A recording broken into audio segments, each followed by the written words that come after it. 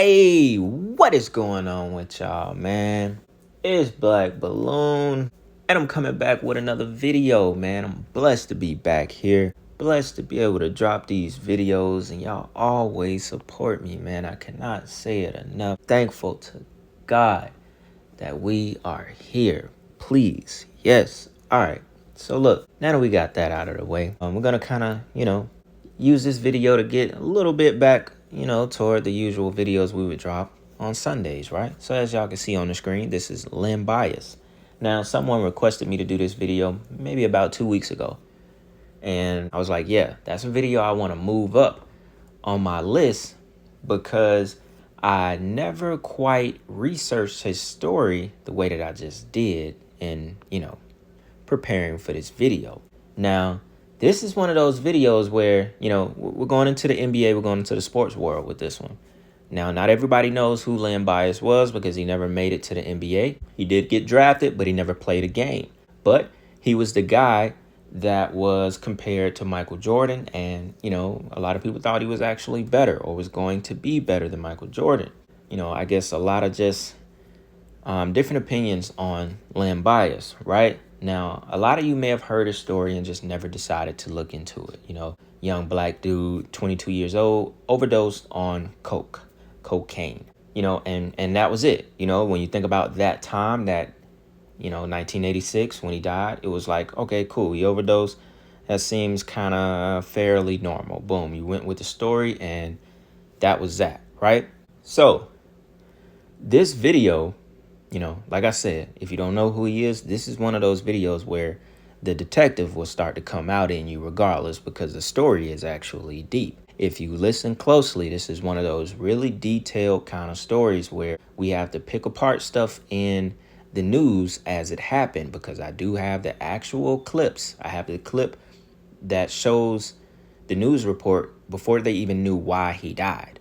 Before they knew it was an overdose, so on and so on. We're really going to get into what happened. Like, this is really detailed. And it was actually like, every time I get a video like this, I get excited because I know, boom, I get to go in. We get to go in. It's going to be a lot. It's going to be a really interesting video. Something that I know a lot of people don't know about.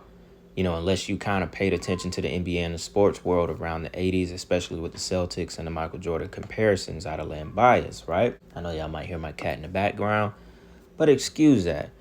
So I don't want to talk too much in this beginning, but this video, I kind of had to introduce y'all to it so we can jump right into the news clip as it happened back in that time. So once again, man, I think this is really going to be a good video. So with that being said, let's jump right into this first clip.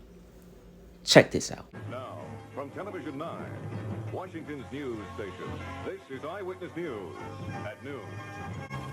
Good afternoon. I'm Bob Dalton. I'm Andrea Rowan. A local success story took a tragic turn this morning. Len Bias, the Maryland University basketball star on his way to becoming a world champion Boston Celtic, died of an apparent heart attack today at Leland Memorial Hospital in Prince George's County. Dave Statter is at the College Park campus of the University of Maryland with this live update. Andrea, this is Washington Hall. This is where Len Bias collapsed early this morning in this dormitory here on the University of Maryland campus. He was talking to some friends early this morning when he collapsed. Doctors say he died of a heart attack, cardiopulmonary arrest, but what that means or what caused that heart attack, we don't know. And at this point, we don't know what the real cause of death for this 22-year-old rising star of the Maryland basketball team and eventually the Boston Celtics. Bias was rushed to Leland Hospital early this morning by ambulance. Following him to the hospital were friends and relatives and fellow basketball players from the University of Maryland campus. A lot of people came from the nearby Adelphi community. Bias went to Northwestern High School not far from the hospital. Many of his friends showed up at the hospital, obviously very upset over this news and this latest turn and the end of this tragic career for the University of Maryland basketball star. From what we understand, CPR, cardiopulmonary resuscitation, was started right away as soon as Bias collapsed by some people that were with him in the room here at Washington Hall. And Prince George's County ambulance took him to the hospital, and Dr. Edward Wilson of Leland Hospital worked on Bias. At this point, it's cardiorespiratory arrest. It's now a coroner's case. The body will be sent to Baltimore. Further information will come out of that department. We don't know what caused the death. He was circulating blood well, so it looks like there was no internal bleeding. So it had to be somewhere in the primary pump area, which is the heart, and that was the part that was not working. A morgue wagon took the body to the medical examiner's office in Baltimore, where an autopsy will be performed. The cause of the death not determined. Only thing we know is that Bias's heart stopped. Prince George's County homicide detectives have been investigating this death, just a routine death investigation at this point. They came to Washington Hall here at the University of Maryland to talk to friends and talk to anybody who knows about Bias's whereabouts in the last couple of hours. All right, y'all. Now, that was the news clip as it happened about Len Bias' death, right? Now, I want to read the first couple of sentences from this article, which I found to be very interesting. This is not the first article. This is not the only article we're going to read from. I also found something that his mom said that was, to me, kind of blew this thing wide open once we get toward that part of the story. I also got another clip of news as it happened back in 1986 of the final hours of Len Bias's death and his life, basically the last couple of hours he was alive. Bunch of red flags in that clip. We're going to get to it, but that clip is really going to show us a lot of, just like questionable things that happen. It's really going to make you kind of question how he died, and it'll really kind of tie things together that this wasn't such a natural death. This really might have been a sacrifice for the Celtics organization. But before we get into all that, check this out. It says on June 19th, 1986, one of college basketball's most promising young players, Len Bias, died from cardiac arrhythmia, induced by a cocaine overdose. 2 days earlier, he had been selected as the second overall pick in the NBA draft by the Boston Celtics. He was 22 years old. Did y'all just catch all that? Just right there. Check it out. 2 days before he died, he was selected as the second, number 2 overall pick at 22 years old. As soon as this article started, and I was just like, oh, wow, the numbers are right there in your face. They don't even have to be threes, but when they line up like this, you can't dismiss that. 2 days before he was drafted, the number 2 pick, the number 2 pick, he was 22 years old. All of these twos, the story already starts off lining right up. Bias had not been a long-time drug user, so they were giving out narratives that this was the first time he actually took cocaine. But this said Bias had not been a long-time drug user. It says he showed no signs of heart complications. In fact, the autopsy revealed that in hours preceding his death, he had not consumed any alcohol or taken any other drugs. And it's possible that he died the first time he tried cocaine, which I'm not sure if I believe that completely. Also, if I'm not mistaken, he didn't have it in his nostril or anything. It was in his stomach, and it was up to, I think, a couple of grams of cocaine. Bias's death also came at a pivotal moment in the U.S. government's war on drugs. In the summer of 1986, crack cocaine was a topic at the forefront of countless mainstream news outlets, and Bias had been one of the most watched, promising prospect in sports. As a result, he became, in effect, the face of the war on drugs. Despite consuming cocaine as a powder rather than in crack form, in the end, Len Bias's death was used to help push anti-drug and anti-crime legislation that unfairly targeted Black Americans. Think about that. They named him and his death to be the face of the war on drugs in America. Think about that. So this is already way bigger than just some kid ODing on cocaine at the age of 22. 2 days after he was drafted, the second pick. I'm going to keep saying that. That already is just ding, ding, ding, ding. Also, he scored 2,000 points while he was at the University of Maryland. And he went back-to-back Conference Player of the Year in 85 and 86. That's twice. Check how many twos that is. He had 2 Conference Player of the Year awards. He scored 2,000 points in his career at Maryland. He was the second pick. He was 22 years old. He died 2 days after the draft. This shit is ridiculous. I don't think I've ever seen the numbers align this much. Since we're talking about the number 2 so much, we might as well talk about the second player in 7 years from when Len Bias died back in 1986 that died from a mysterious drug overdose. Now, Len Bias died in 1986.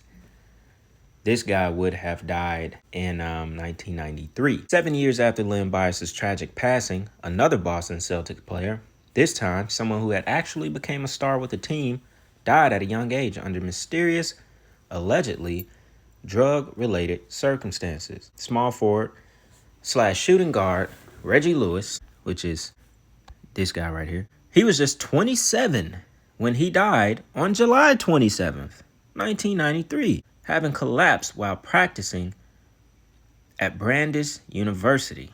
The preliminary autopsy did not show any evidence that Lewis used drugs, and he himself denied drug use accusations after he collapsed during the April 1993 playoff game. However, that didn't prevent the doctors responsible for Lewis' autopsy from alleging to the Wall Street Journal that cocaine might have been responsible for the heart damage that eventually killed the Celtics ace.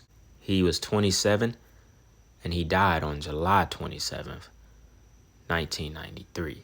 And now if y'all don't find that to be very odd and raise a lot of red flags, 7 to be the number of completion, this guy was 27 and died on the 27th day of the month. It says when the NBA draft came around in June 1986, the Boston Celtics were at the tail end of a major winning streak. They were wrapping up their third NBA championship in 5 years. They won 3 in 5 years. 5 minus 3 is 2, y'all. There's another 2 connection to the story. This is absolutely insane.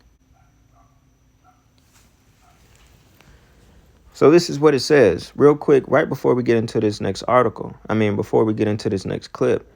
At some point during the evening, some of Bias's friends dealt out lines of cocaine, and a young basketball star made a decision, perhaps for the first time, to join them. I don't know why they kept putting that in there.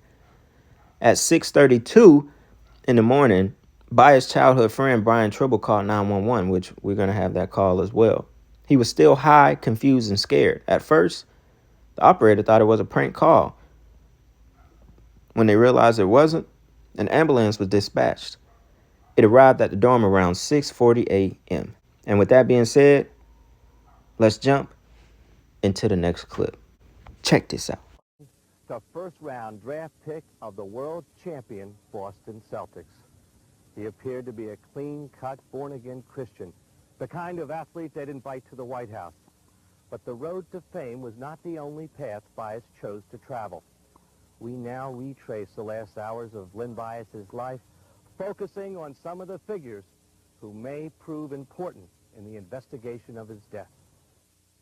Yeah, I'm in the NBA now. I've got drafted, so now my dream has come true. All I have to do is go out and play and set some more goals. Please come as soon as you can. It's no joke. Okay, Washington Hall, apartment number 1103. You're giving him a mouth to mouth. You can hear it now. This is Len Bias. You have to get him back to life. There's no way he can die. Seriously, sir. Please come quick. Wednesday, June 18th, 9:54 p.m. New York Air Flight 67 from Boston arrives at National Airport. On board and in first class, Len Bias and his dad. They're besieged by well-wishers and autograph seekers. 10:45 p.m. Bias drops off his father at the family home in Landover, Maryland.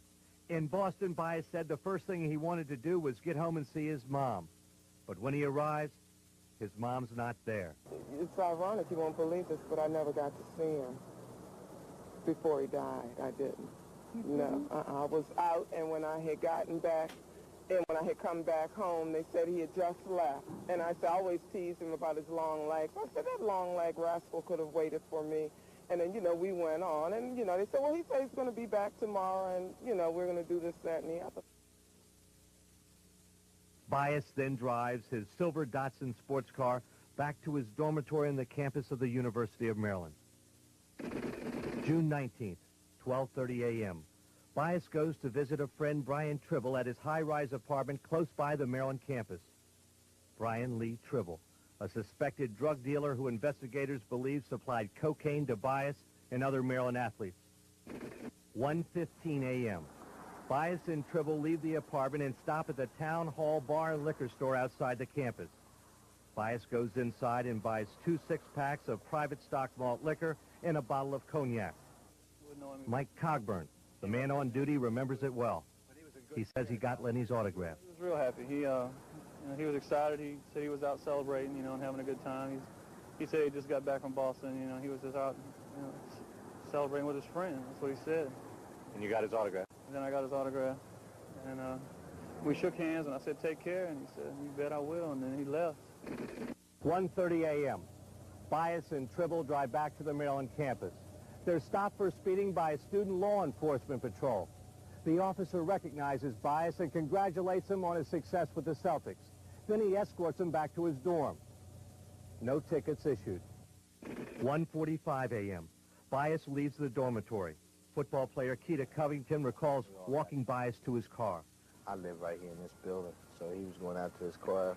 Matter of fact, it was the opposite of where it is right now, across the way, and I walked right around the corner. Yeah. That was the last I saw him. 2 a.m. Bias visits this woman, Bernadette Holton, at her home on Capitol Hill. Miss Holton told Channel 4 News Bias spent about an hour with her, made some phone calls, and then left. She went on to say that she first met Bias in February 1983. She says she's lent Bias about $3,000 to $4,000. 4 a.m. Len Bias meets a woman by the name of Christina Johnson at a 7-Eleven about a mile from the campus. She says he tries to talk her into going back to the dorm with him, but she refuses. They're together for about 45 minutes, then he leaves. 5 a.m. Bias returns to his dormitory suite at Washington Hall. Inside, teammates Jeff Baxter and Keith Gatlin. They say they were asleep. Up and awake, fellow players David Gregg and Terry Long, and friend Brian Tribble. The PG prosecutor says there's also a woman present. They gather in Long's room. 6:15 a.m. Bias suffers a seizure. He begins shaking. They drag him into the living room, and Terry Long begins CPR. Terry Long tells Channel 4, "You don't realize how strong Lenny was.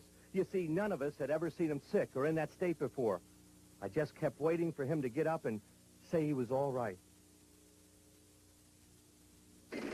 6:32 a.m. Brian Tribble, in a slurred voice, calls 911 for help. Mason County emergency. Yeah, I'd like to have an ambulance come. What room? 1103 Washington Hall. It's an emergency. It's Len Bias. And he just went to Boston. And he needs some assistance. What are you talking about? Huh? What are you talking about? I'm talking about someone needs, Len Bias needs help. Well, it doesn't matter what his name is. What's the problem? He's not breathing right. What's your name? My name is Brian. Brian what? Tribble. Tribble? Yes, sir. What's your phone number, Brian? Len Bias' room. I don't know the phone number. Well, what's the room number? 1103. 1103? Yes, sir. Sir. Please come quick. 6:50 a.m. Bias is brought by ambulance here to Leland Memorial Hospital, where emergency medical teams begin working to revive him. 8:50 a.m. Len Bias is pronounced dead.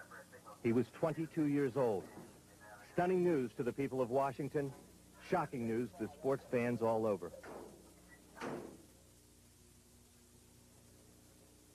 As the news spread, police began an exhaustive investigation into Bias's death, and they discover some strange and startling information. Item 1, the lab report. Traces of cocaine initially found in Bias's urine lead doctors to discover huge amounts of the drug in his blood. Mr. Bias died of cocaine intoxication, which interrupted the normal electrical activity of his brain, which controlled his heartbeat. This resulted in the sudden onset of seizures and cardiac arrest. Item 2, the cover-up. Back at Bias's dormitory, police on the scene find things unusually clean. The scene where Mr. Bias died was completely sanitized. Good word. It was completely sanitized. Nothing was there. Police search a nearby dumpster and uncover some cocaine, a water pipe, and other drug paraphernalia. Then they learn of a conversation between one of the players in the room and Northwestern High School basketball coach Bob Wagner. Wagner is believed to have told the player that if there were anything funny going on in that room, you'd better clean it up. Item 3, police involvement. In another curious development, District Policeman Johnny Walker shows up at the hospital, but nobody remembers calling him to tell him what happened. Walker says he searched Bias's sports car, but the next day, police found about 10 grams of cocaine hidden under the dashboard. Item 4, Lefty's team meeting.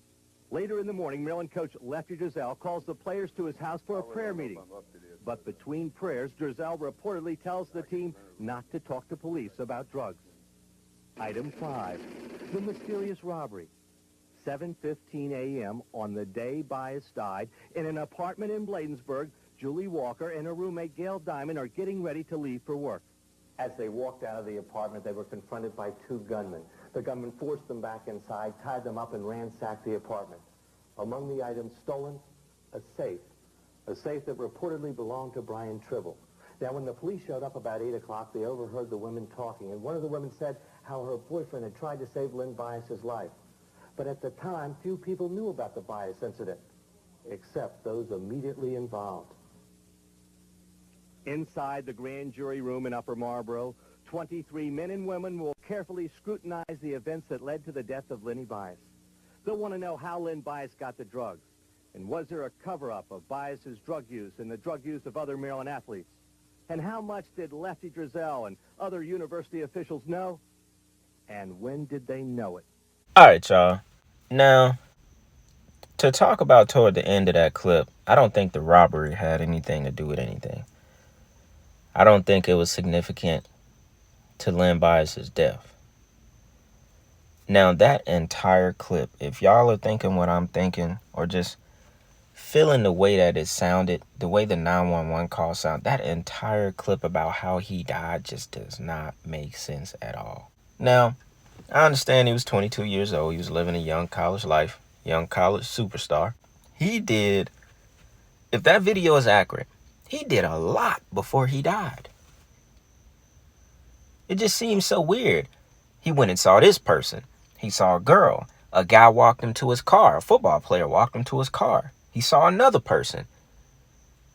5 o'clock, he got back to his dorm. You think, all right, it's time to go to sleep. 6:15, he's overdosed on the ground.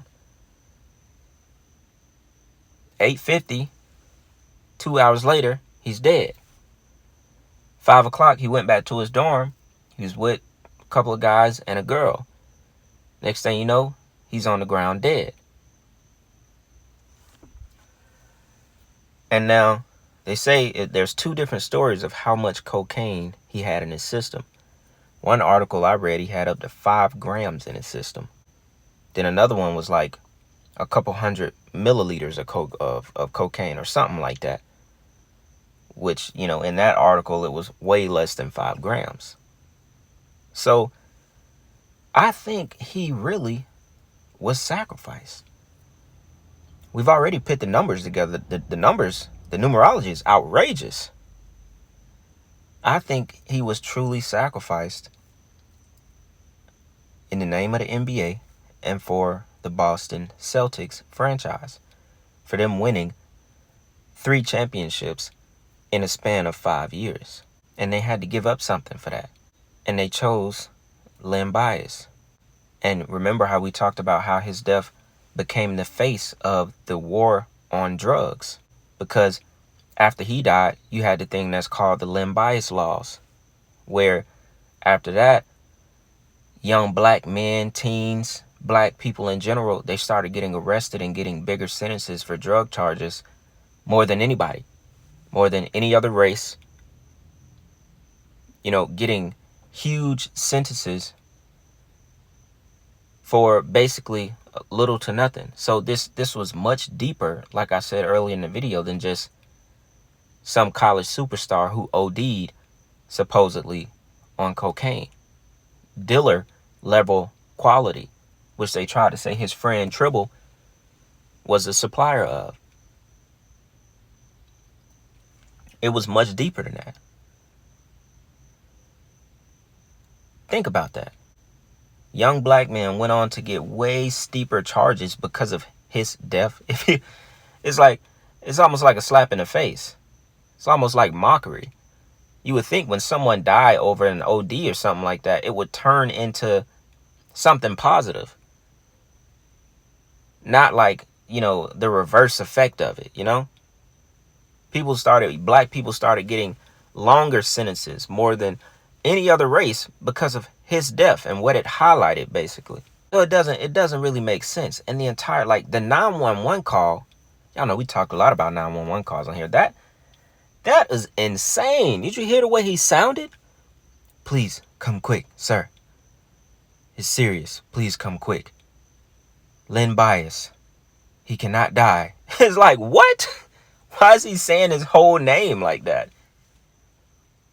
That shit seemed like scripted or something. Like, they said he was drugged up and, out of it and shit, making the 911 calls. Like, all right, maybe you could make a case for that. But did y'all hear the way that 911 call sounded? Who calls 911 when their best friend basically, is on the ground dying from a seizure? His heart is stopped. Who calls and sounds like that? I've never heard a 911 call sound so calm. And did you see his mom in the beginning of the clip?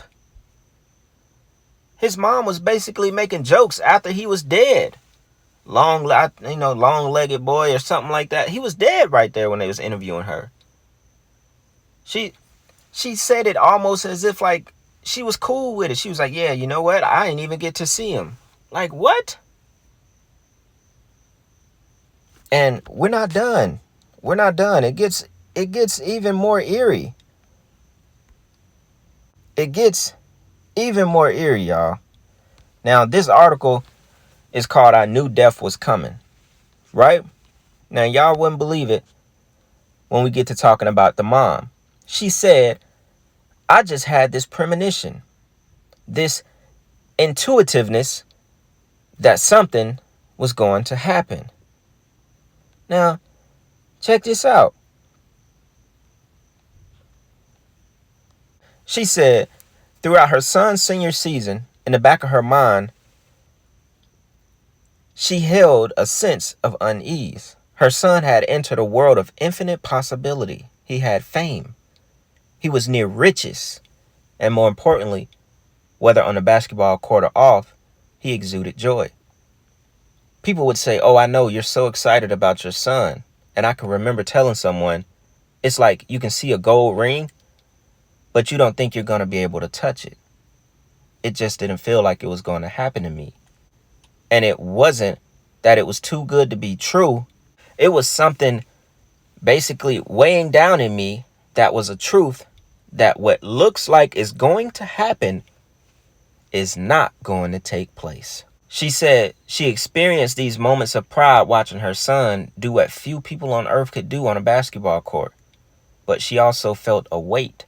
Quote, I knew something was going to happen. And I was just so sad. It was something in me telling me something is coming. Something is coming. I knew death was coming. Bro, what? What kind of mom says this about her son? It's like, all right, yeah, you could be like, I have a premonition that something is coming, something big or something that's a surprise, something positive. Who would absolutely go straight to death? It's like, okay, intuition is real. Yeah, that's a real thing. Premonitions, in a sense, are real things.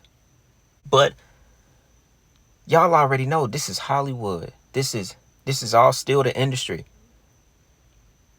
NBA, all that stuff is all connected right on back to the same machine. And this lady said she felt like her own son was going to die and it was weighing on her. And she just felt something, it this is how she described it. Again, read it again. She said, it's like you can see a gold ring, but you don't think you're going to be able to touch it. It just didn't feel like it was going to happen to me. And it wasn't that it was too good to be true. It was something weighing down in me that was a truth. That what looks like is going to happen, it is not going to take place. Think about that, y'all.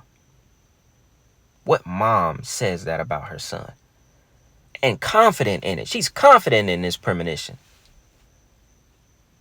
And by the way that she talked about him in the clip, in the news clip, she really knew this was going to happen. But this one, no, I think this was a complete setup. Don't nobody know how he really died. They brought his body out of the hotel, covered up. He was in there for, supposedly, not the hotel, his dorm. He got there at 5 o'clock and an hour and 20 minutes goes by. And supposedly he's just around the people that's in the room. No one knows what they actually did to him. They could have poisoned him and that was a sacrifice. Boom. That amount of cocaine, you're dead instantly. It's just how he died. It stopped his heart. Whether or not he was already doing drugs for real, 4 or 5 grams of coke at one time, it's over with for anybody. All I gotta say, this one was kind of crazy. That's why in the beginning of the video, I was like, yo, this is gonna be a real good video because you could kind of really put your detective cap on and pick this whole little thing apart. I didn't know it was this deep with Len Bias. But am I surprised? No, because this is how it is, This is how it is. Once you look into some things, really give it a look and don't be so surface level and take what they telling you. Oh yeah, 22-year-old Len Bias overdose, boom, he dead. That was it. Hell no, that was not it at all. This man was sacrificed. He was killed. He was murdered. He was given up. And his own mom knew it. That wasn't no premonition. That was too accurate. That was too accurate. I don't care. No mom is going to do that and say that about their son and be so confident that he ain't going to make it to his dream. He finna die. Death is coming. That just don't happen in real life. And then it actually takes place. Come on now. Y'all already know what's going on, man. So yeah, man, y'all already know, man. Look, that just about wraps up the Len Bias video. Please let me know what y'all think in the comments. Hope y'all enjoyed that video. Anything I might have missed, y'all be sure to let me know. Be sure to drop your future requests down in the comments. As always, I'm always checking. And with that being said, it's Black Balloon, and I'm going to see y'all soon. I'm out.